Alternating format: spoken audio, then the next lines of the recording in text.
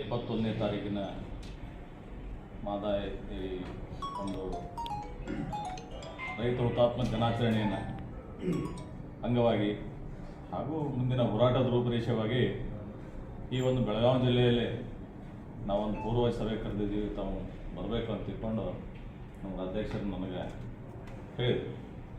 ಇದೊಂದು ಭಾಳ ಒಳ್ಳೆಯ ಬೆಳವಣಿಗೆ ಅಂತ ತಿಳ್ಕೊಂಡು ನಾವು ಅರ್ಥೈಸ್ಕೊಂಡಿದ್ದೀವಿ.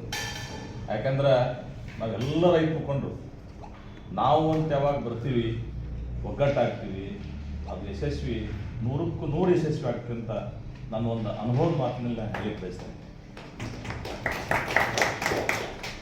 ನಾವು ನಮ್ಮ ವೈಯಕ್ತಿಕ ತಪ್ಪು ಯಾರು ಭಾವಿಸಬಾರ್ದು. ತಾವು ಹಿರಿಯರಿದ್ದೀವಿ, ನಾವೆಲ್ಲ ರೈತ ಮುಖಂಡು ಹಿರಿಯ ಮುಖಂಡರಿಗೆ ಮೊದಲು ನಾನು ನಮಸ್ಕಾರಗಳನ್ನು ಹೇಳಿ, ತಾವೆಲ್ಲರೂ ಹಿರಿಯರಿದ್ದೀರಿ, ಸಾಕಷ್ಟು ಅನುಭವಿಕರಿದ್ದೀರಿ ಈ ಹೋರಾಟದಲ್ಲಿ ಮತ್ತು ಸದರಿ ವಿಷಯದಲ್ಲೂ ಕೂಡ ತಾವು ಸಾಕಷ್ಟು ಅಭ್ಯಾಸ ಕೂಡ ಮಾಡಿದ್ದಾರೆ. ಈ ಮಹದಾಯಿ ಬಗ್ಗೆ ನಾನು ಹೆಚ್ಚು ಹೇಳುವಂಥದ್ದು ಅವಶ್ಯಕತೆ ಇಲ್ಲ, ಈಗಾಗಲೇ ಹಿರಿಯರು ಸಾಕಷ್ಟು ಅದ್ರ ಬಗ್ಗೆ ಹೇಳಿದ್ದಾರೆ.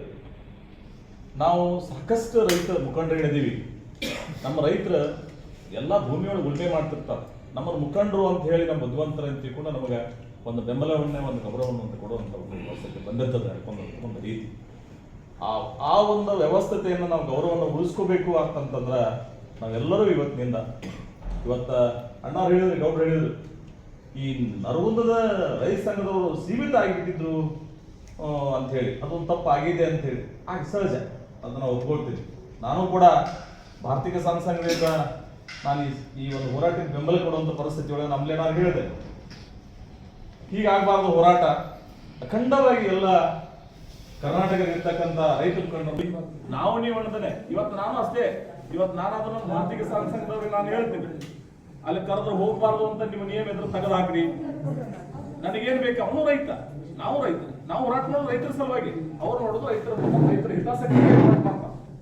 ಅದಕ್ಕೆ ನಾ ಇವತ್ತು ಅಮಲೇಣ್ಣ ಅವರು ಅಕ್ಟೋಬರ್ 2ಕ್ಕೆ ಸ್ಟ್ಯಾಚ್ಯೂ ಮತ್ತು ಸಭಾಭವನ ಆಗ್ಬೇಕನ್ನುವಂತ ಒಂದು ಉದ್ದೇಶ ಇಟ್ಕೊಂಡು ಅಮರನಾಥ ಉಪವಾಸ ಸತ್ಯಾಗ್ರಹ ಕುಂತಾಗ ನಾನು 2 ಮಾತು ಹೇಳಿದವರು, ದಯವಿಟ್ಟು ಹೋರಾಟ ಶಿಸ್ತುಬದ್ಧವಾಗಿರ್ಬೇಕು.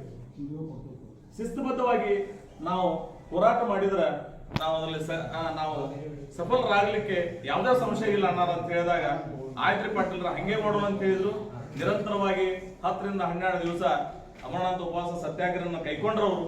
ಕೊನೆಗೆ ರಾಜಕಾರಣಿಗಳು, ಉಸ್ತುವಾರಿ ಸಚಿವರು ಕೂಡ ಅಲ್ಲಿ ಬಂದ ತಮ್ಮ ಆಶ್ವಾಸಗಳನ್ನು ನೀಡಿದ್ರು. ಅದು ಇವತ್ತು ಕೂಡ ಈಡೇರಿಲ್ಲ. ಹಾಗಾಗಿ ಈ ಒಂದು ಹೋರಾಟನ ಹೆಚ್ಚಿನ ಒಂದು ರೀತಿಯಲ್ಲಿ ನಾವು ಸಂಘಟನಾತ್ಮಕವಾಗಿ ಈ ನಾಳೆ 21ನೇ ತಾರೀಕಿಗೆ ನಾವೇನು ಸಭೆಯಲ್ಲಿ ನಿರ್ಣಯ ತಗೊಳ್ತೀರಿ, ಎಲ್ಲರೂ ಒಗ್ಗಟ್ಟಾಗಿ ಒಂದು ನಿರ್ಣಯ ತಗೊಂತೀರಿ, ಅದಕ್ಕೆಲ್ಲದಕ್ಕೂ ನಮ್ಮ ಸಂಘದ ಒಂದು ಬೆಂಬಲವನ್ನ ಸಂಪೂರ್ಣವಾಗಿ ನಾವು ಕೊಡ್ತೀವಿ. ಅದು ಯಾವುದೇ ಹಿಂದೆ ಮುಂದೆ ನೋಡೋದಿಲ್ಲ.